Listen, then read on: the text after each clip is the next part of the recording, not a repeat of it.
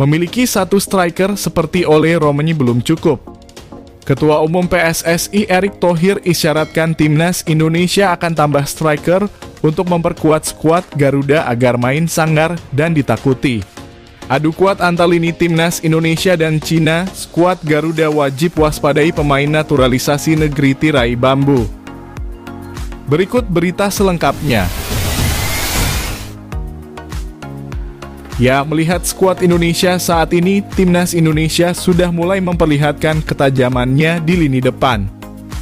Ole Romeni yang selalu jadi andalan sejak mulai resmi memperkuat timnas Indonesia, sepertinya harus butuh pengganti atau pelapis untuk memperkuat timnas Indonesia untuk berlaga di kualifikasi Piala Dunia Zona Asia. Ketua Umum PSSI Erick Thohir mengisyaratkan timnas Indonesia akan menambah striker lagi. Jalan naturalisasi menjadi opsi yang kemungkinan bisa diambil. Erick Thohir melihat kekuatan timnas Indonesia mulai merata antara pemain inti dan pelapis. Hampir di setiap posisi memiliki stok yang kualitasnya tidak jauh berbeda, seperti di bawah mistar gawang. Timnas Indonesia memiliki 2 kiper diaspora yang berkarier di luar negeri. Maarten Paes bermain di FC Dallas, Amerika Serikat, dan Emil Audero berkarier di Como, Italia. Kami percaya sekarang timnas Indonesia sudah mempunyai kekuatan 2x11 yang selalu saya bilang. Kalau dulu ada 1 atau 2 pemain cedera, kita sudah pusing, jelas Erick Thohir. Sekarang ada 2 kiper, ditambah Nadeo Argawinata dan Hernando Ari Sutaryadi. Saya rasa ini komposisi yang cukup dalam, jelas Erick Thohir. Namun Erick Thohir merasa timnas Indonesia tetap membutuhkan penambahan beberapa pemain untuk sejumlah posisi supaya kedalaman tim berjulukan Garuda itu makin kuat. Misalnya untuk lini depan, timnas Indonesia tidak bisa terus-terusan mengandalkan Ole Romeni sampai Ragnar Oratmangoen. Nama terakhir bahkan sedang sakit. Sama juga untuk bek sayap kanan, bek sayap kiri, bek tengah, gelandang tengah sudah mulai ada. Masih kurang 1 atau 2 mungkin ke depannya, imbuh Erick Thohir. Untuk lini depan, mungkin perlu menambah tapi dengan kekuatan yang ada saya rasa keseimbangan tim sudah sangat bagus, ucap Erick Thohir. Pemain diaspora bertipikal ofensif yang dikaitkan dengan timnas Indonesia ialah winger FC Utrecht, Miliano Jonathans. Beberapa waktu lalu, Erick Thohir telah buka-bukaan tertarik dengan pemuda berdarah Depok itu.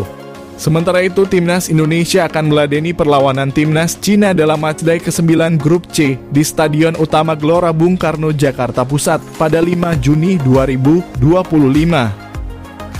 Timnas Indonesia menghadapi tantangan berat saat menjamu timnas Cina dalam lanjutan kualifikasi Piala Dunia 2026 Zona Asia di Stadion Utama Gelora Bung Karno. Pertandingan ini sangat krusial bagi kedua tim yang sama-sama berjuang untuk merebut 1 dari 4 tiket putaran keempat kualifikasi Piala Dunia.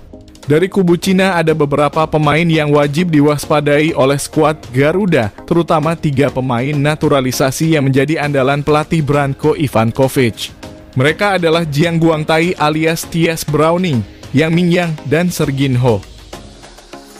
Laga ini sangat krusial karena hasil imbang kemungkinan besar tidak menguntungkan Cina yang harus mengalahkan Bahrain di laga terakhir dan berharap hasil lain memihak mereka agar bisa masuk 4 besar.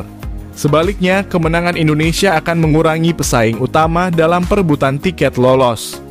Jiang Guangtai, bek tengah kelahiran Liverpool, Inggris, memiliki pengalaman internasional bersama Inggris di berbagai kelompok umur dan dikenal tangguh dalam bertahan.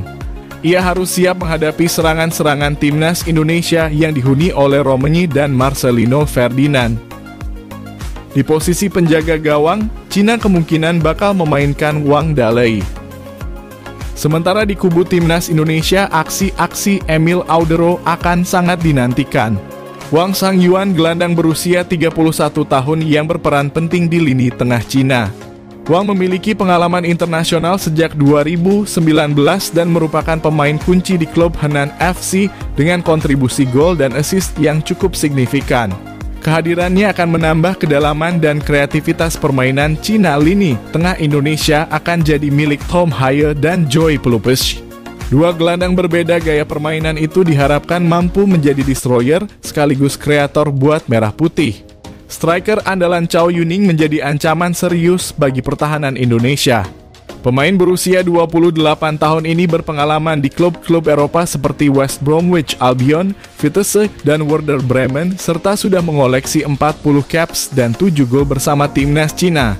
Chao Yuning pernah mencetak gol saat Cina mengalahkan Indonesia 2-1 pada pertemuan sebelumnya di Oktober 2024, menambah kewaspadaan bagi lini belakang Garuda.